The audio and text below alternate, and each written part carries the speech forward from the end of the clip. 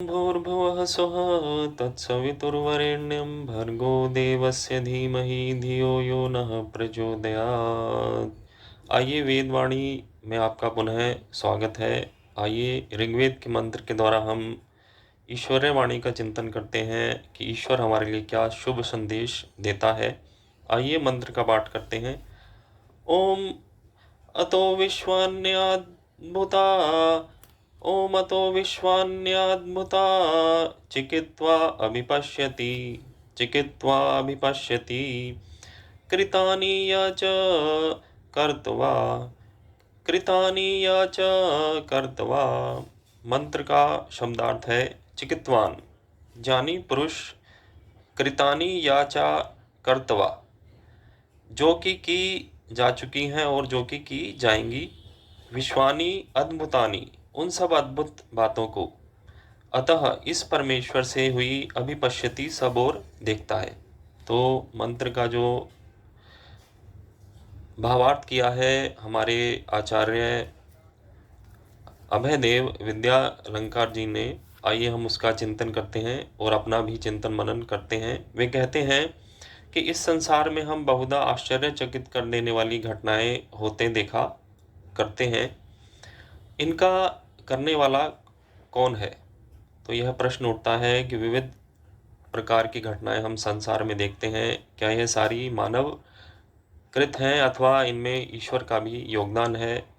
तो जो मानव है वह तो देखता है कि मानव द्वारा ही सारी क्रियाएं हो रही हैं, उसे ईश्वर का कोई चिंतन नहीं होता है। लेकिन ऐसी बहुत सी अद्भुत घटनाएं हैं जिसका कि कर्ता मनुष्य नहीं है परंतु परमात्मा ही है, क्योंकि वह सर्वशक्तिमान है, उसमें ही सारी शक्तियां निहित हैं।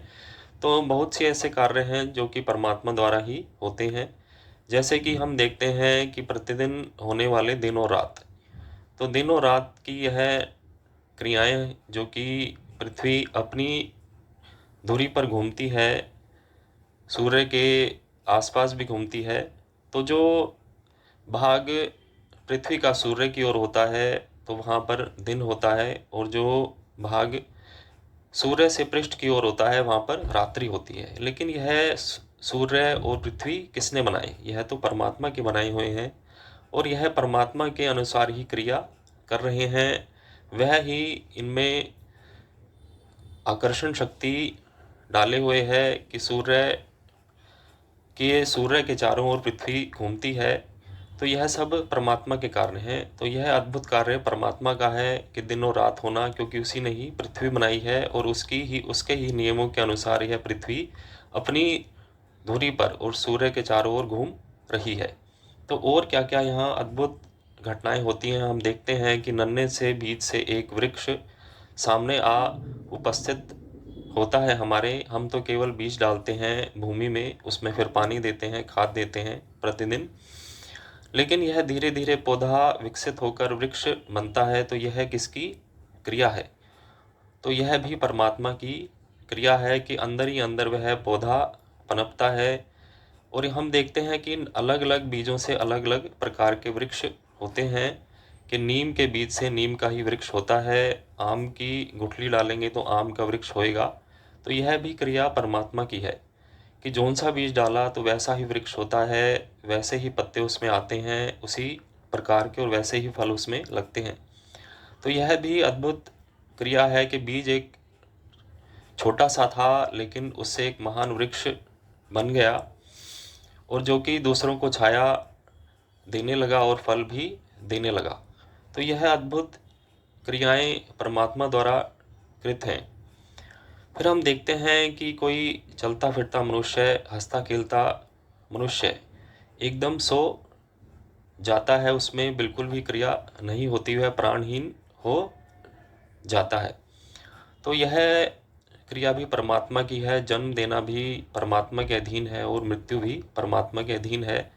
कि जो मनुष्य अभी तक चलता फिरता था उसमें आत्मा विद्यमान थी, लेकिन उसमें से आत्मा निकल गई और वह फिर अगले जन्म की तैयारी में लग गई परमात्मा के द्वारा। जैसे भी उसके कर्म थे फिर अगली योनि भी उसी प्रकार की उसे मिलेगी। तो यह नाना प्रकार की क्रियाएं होती हैं कि जीव से जीव पैदा होता है मनुष्य से मनुष्य ही होता है, और बीज से फिर पौधा ही होता है, और पशु से पशु ही होता है। यह भी नियम परमात्मा का है कि जैसी योनि है उससे आगे वैसी ही योनि प्रकट होती है। और भी हम नाना प्रकार की क्रियाएं देखते हैं कि कहीं कहीं विनाश भी होता है, लेकिन यह मनुष्यकृत नहीं होता। प्रकृति में नाना प्रकार की विपदाएं आती हैं, कहीं भूकंप आते हैं, कहीं ज्वालामुखी फटते हैं, कहीं बाढ़ आ जाती है, कहीं अकाल भी होता है। तो यह भी क्रिया परमात्मा की है, क्योंकि मनुष्य में इसमें इसका कोई भी योगदान नहीं है। लेकिन यह आपदाएं क्यों आती हैं? क्योंकि मनुष्य के कर्म अच्छे नहीं होते हैं। यदि मनुष्य सत्कर्म करें तो यह विपदाएं ना आए परमात्मा की ओर से। तो हमें प्रयास करना चाहिए कि हमारी ओर से कोई भी अशुभ कर्म ना हो, कि हमारा वातावरण स्वच्छ रहे, समाज भी स्वच्छ रहे, यहाँ पर शुद्ध कर्म होए, अशुभ कर्म ना होए। नहीं तो ईश्वर का क्रोध भी प्रकट होएगा। वह क्रोध क्या है? वह तो हमारा कर्मानुसार फल ही है। तो ईश्वर तो शांत स्वरूप है, लेकिन जैसे कर्म होंगे उसे वैसे ही फल देना होता है परमात्मा को। तो निश्चय से ही हम शुभ कर्म करें, यज्ञ कर्म करें, परोपकार के कर्म करें, श्रेष्ठ कर्म करें। कोई भी ऐसा कार्य ना करें कि जिससे संसार में ऐसा भाव उपस्थित हो कि हानि हो, सर्वत्र विनाश हो, क्योंकि जैसा कर्म होगा वैसा ही फल भी होगा। तो हम विज्ञान के भी बहुत चमत्कार देखते हैं, नाना प्रकार की चीज़ें बन रही हैं, लेकिन यह विज्ञान की चीज़ें कहाँ से बन रही हैं? यह तो पृथ्वी से ही जो तत्व मिले हैं, जो कि परमात्मा ने हमें दिए हैं, उसी से हम नाना प्रकार की रचनाएं रचते हैं। और यह विज्ञान के सिद्धांत भी वेदों में ईश्वर ने पहले से ही प्रकट किए हैं। तो मूल तो परमात्मा ने दिया है, हम केवल उसका विस्तार करते हैं। तो यह भी क्रिया परमात्मा की है। तो जो ज्ञानवान पुरुष होगा वह देखेगा कि इसके पीछे भी परमात्मा का कहीं ना कहीं हाथ है। सारा कुछ मनुष्य की देन नहीं है, परंतु पीछे से बहुत सी चीज़ें आई हैं जो कि परमात्मा प्रदत्त हैं। वेद का ज्ञान और जो विज्ञान के नियम, पृथ्वी, सूर्य, चंद्रमा आदि, तो यहीं से हम चीज़ों का उपयोग करते हैं और यहीं से नाना प्रकार की चीज़ें बनाते हैं। तो हम लोग समझते हैं कि इन इन सारी क्रियाओं को करने वाला मनुष्य है, उसकी शक्ति है, लेकिन कहीं कहीं हम उसको भूल जाते हैं कि परमात्मा की शक्ति भी पीछे से है, बहुत से कार्य उसके द्वारा कृत हैं। तो इन सब विविध आश्चर्य को देखते हुए उनकी दृष्टि सदा उस इंद्र पर ही रहती है। जो ज्ञानवान पुरुष होते हैं वह जानता है कि जो ऐश्वर्यशाली परमात्मा है वह ही इन सारे कार्यों को करने वाला है। बहुत से अद्भुत कार्य, क्योंकि जो अद्भुत कार्य है उसका सामर्थ्य मनुष्य के पास नहीं है कि वह सारे कर ले। तो जो अद्भुत चीज़ें हैं, अद्भुत क्रियाएं हैं, अद्भुत विज्ञान है, उसका देने वाला और करने वाला तो परमात्मा ही है। तो संसार में जो अद्भुत बातें हुई, पहले हो गई हैं और जो आगे भी होंगी, वह सभी सारी परमात्मा द्वारा होंगी। तो ऐसा इस मंत्र में कहा गया कि चिकित्वान कृतानि याचा कर्तवा, कि जो हो गई हैं और जो आगे भी होंगी ऐसी ही आश्चर्यजनक घटनाएं वह परमात्मा द्वारा होंगी। तो जानवान की यह दृष्टि होगी कि वह विश्वानि अद्भुतानि अतः अभी पश्यति, कि इन अद्भुत बातों को वह जानता है कि कौन करने वाला है। तो वह प्रभु की अपार लीला को देखता है। वह अद्भुत से अद्भुत घटना में भी कार्य कारण भाव को देखता है कि इसका कारण कौन है। कार्य तो हो रहा है लेकिन करने वाला कौन है। तो वह फिर जानवान ईश्वर का गुणगान करता है। वह परमात्मा के महत्व को जानता है कि वह कौन है, वह कैसा है। वह वेदों का अध्ययन करता है, वह इसके स्वरूप को, वह इसके कार्यों को जानता है, गुण कर्म और स्वभाव को, कि कैसे उसके गुण हैं, कैसा उसका स्वभाव है और कैसे उसके कर्म हैं। तो हमें निश्चय से ही वेदों का अध्ययन करना चाहिए कि जिससे हमें पता लगे कि ईश्वर कौन है, क्या उसके गुण हैं, क्या उसके स्वभाव हैं, जिससे हमारी उसकी ओर प्रीति हो कि जब हम देखेंगे कि इतना गुणवान है, आनंद स्वरूप है, प्रकाश स्वरूप है, हम उसकी प्राप्ति की इच्छा करें। तो गुणगान और स्तुति और जो ईश्वर की प्रशंसा है, उससे ईश्वर में प्रीति होती है और उससे हम उसकी प्राप्ति का प्रयत्न करते हैं। इसलिए गुणगान करने के लिए भी कहा गया है वेदों में कि ईश्वर का गुणगान करो, स्तुति करो, और जब हम उसके गुणों को जान जाएंगे तो फिर उसकी उपासना करो, उसके समीप बैठो, प्रातः और सायं उसका ध्यान करो। तो ईश्वर का चिंतन नाना प्रकार से होता है। एक तो ध्यान से हम प्रातः सायं मौन होकर कुछ समय के लिए बैठें, ईश्वर का ध्यान करें, और साथ में वेदों का अध्ययन करें, उसका चिंतन करें कि ईश्वर कौन है, क्या उसका स्वरूप है। तो निश्चय से ही फिर हम जो हमारा लक्ष्य है मोक्ष, उसको पाएंगे, परमात्मा को पाएंगे। तो मनुष्य का धर्म केवल यही नहीं है कि खा लिया, पी लिए, सो लिए, लेकिन हमें ज्ञान की चर्चा भी करनी चाहिए, ईश्वर के गुणों को जानना चाहिए कि वह कौन है, वेदों का अध्ययन करना चाहिए और ईश्वर की उपासना के लिए भी समय निकालना चाहिए, थोड़ा बहुत जितना भी हमारे से संभव हो।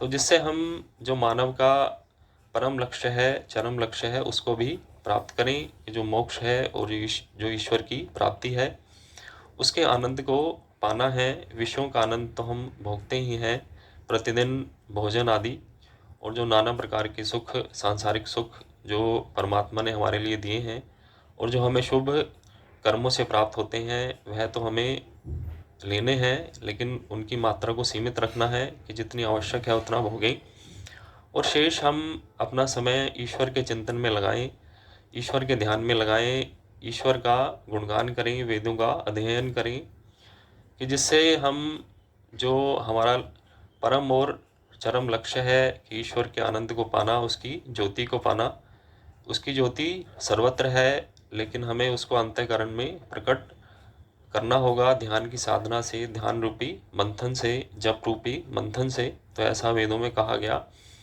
कि हम प्रतिदिन ईश्वर की उपासना में बैठें। उपत्वाग्ने दिवे दिवे दोषावस्तर धिया वयम, कि हम अग्नि, जो अग्नि स्वरूप परमात्मा है, उसको प्रातः और सायं दोषः वस्तः, इन दोनों कालों में हम बैठें, ईश्वर की उपासना करें बुद्धिपूर्वक, धिया या फिर ध्यान के द्वारा, नमो भरंत एमसी, और उसके उपासना नमस्कार की भेंट करते हुए हम करें, उसको अपने समीप लाएं या हम उसके समीप पहुँचें। तो वह अग्नि स्वरूप परमात्मा निश्चय से ही हमें अपना दर्शन देगा यदि हम उसका ध्यान करेंगे, चिंतन करेंगे, शुद्ध भाव रखेंगे, शुद्ध कर्म करेंगे और शुद्ध ज्ञान को अर्जित करेंगे, तभी हमें परमात्मा का दर्शन होगा। वह दिव्य स्वरूप परमात्मा हमारे सामने प्रत्यक्ष होंगे, कि जो कि आनंद स्वरूप हैं, सुख स्वरूप हैं। तो हमें बाहर के विषयों से हटकर आंतरिक रूप से ध्यान करना होगा, कि जिससे हम उसके आनंद को अनुभव कर सकें। कहा गया रसो रसो वही सहा, कि वह ईश्वर रसपूर्ण है, आनंद स्वरूप है। तो जैसे मीठे में, मधु में आनंद आता है खाने में, तो ऐसे ही ईश्वर में भी मधुरता है, आनंद है। तो वह दिव्य आनंद है। विषयों का आनंद तो आप प्रतिदिन भोगते हैं, लेकिन परमात्मा के आनंद को भी अंतःकरण में पाएं। इन्हीं शब्दों के साथ मैं गायत्री मंत्र के उच्चारण के बाद अपनी वाणी को पूर्ण करता हूँ। ओम भूर्भुवः स्वः तत्सवितुर्वरेण्यं भर्गो देवस्य धीमहि धियो यो नः प्रचोदयात्।